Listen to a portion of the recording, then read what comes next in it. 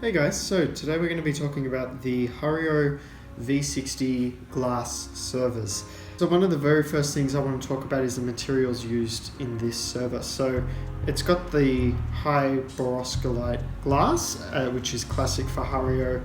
A lot of their glassware that they make is made from the same glass. It's lightweight, it's crystal clear, and it is durable.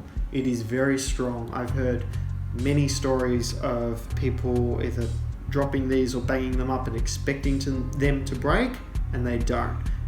But it still is glass and you need to treat it as such. It also is made from Bpa-Free Plastic on the lid and the handle with the little collar. Another really cool thing about this server is on the side it has some volumetrics, some cup measurements, and mils.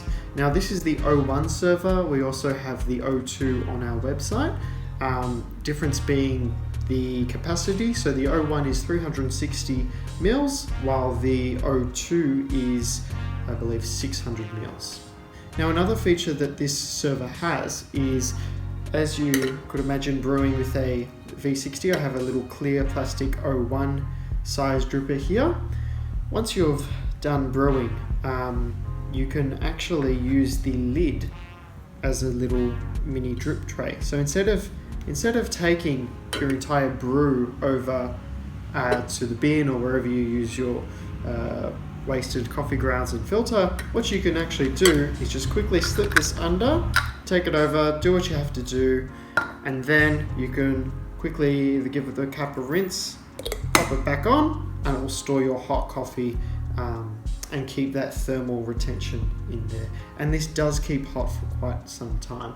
It's not airtight, it's definitely not a vacuum seal like a thermos or anything, but it does retain a lot of that heat inside. It is super easy to pour with, and it when you have some liquid in here and you're twirling it around, you'll see what I mean. It is it's not going to spill anywhere unless you hold it upside down, pretty much.